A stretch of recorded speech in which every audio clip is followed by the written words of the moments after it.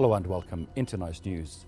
Prime Minister Jafar Hassan tours Al Qura district in Irbid Governorate to inspect local infrastructure, healthcare and education development needs.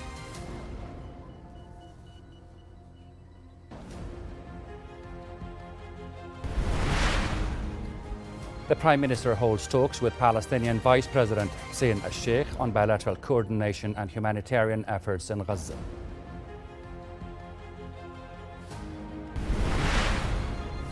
And Israel's latest attacks on Gaza leave 19 Palestinians dead and over 80 others injured, with the death toll now surpassing 52,800 since October 2023.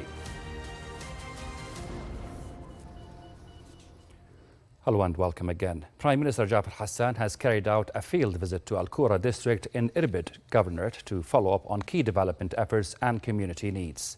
Hassan visited the Jdeta and Beit Eid secondary schools and ordered repairs and facility upgrades. The Prime Minister also visited Al Areen garment factory, where he supported plans to boost employment from 400 to 600 jobs and called for faster approval of solar power installation.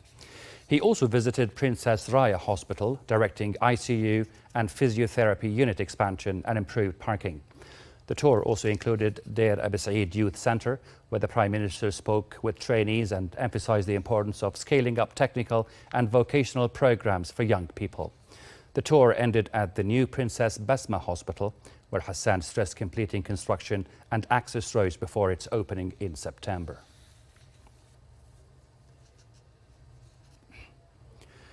Prime Minister Jafar Hassan has met Palestinian Vice President Hussein al-Sheikh in Amman to discuss ongoing developments in Gaza and the Palestinian cause.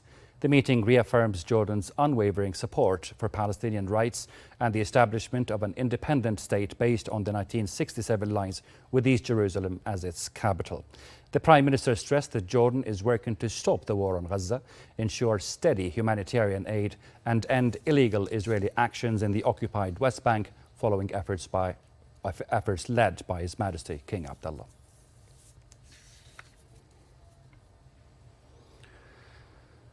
The Cabinet has approved a new package of financial incentives aimed at strengthening Jordan's position as a leading regional and international hub for film production. During a Cabinet session, Prime Minister Jafar Hassan said the package introduces an expanded cash refund scheme offering 25% to 45% of qualified expenses within Jordan, depending on project scale and local cultural content. The refund for local productions exceeding $500,000 has also increased from 10% to 30%. Officials say the decision aligns with Jordan's economic modernization vision, which calls for expanding high-value creative industries and increasing their GDP contribution. The incentives are expected to boost film sector jobs by 35%, generate over $32 million in annual foreign spending, and promote film tourism by spotlighting Jordanian locations and heritage. Global blockbusters like The Martian, Aladdin and Dune Parts 1 and 2 have been previously filmed in Wadi Rum and Petra.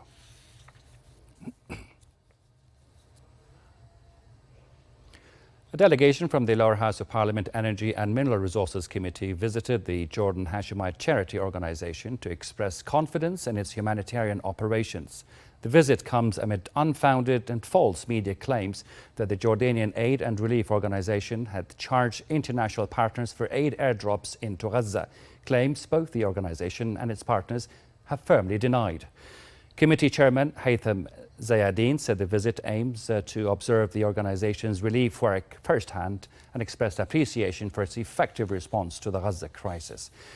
Jordan Hashemite Charity Organisation Secretary General Hussein Shibli briefed lawmakers on operations, including airlifts, land convoys, a mobile bakery and a field hospital deployed in the Strip.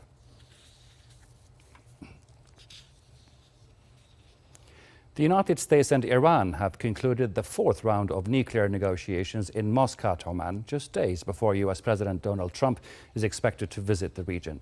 Talks lasted 3 hours and included both direct and indirect exchanges mediated by Omani officials. Both sides described the talks as difficult but useful and agreed to continue negotiations, though no date has been announced. Washington is demanding the full dismantling of Iran's uranium enrichment program, which Tehran insists that enrichment remains a non-negotiable national right. Despite cautious optimism, the two sides remain divided on key issues, with time running short ahead of a reported deadline set by the United States or the US administration.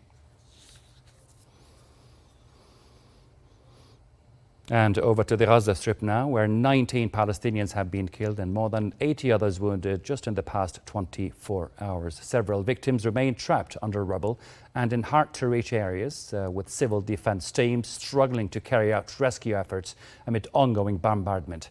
Since October 2023, the death toll in Gaza has climbed to over 52,800, with nearly 119,600 others injured.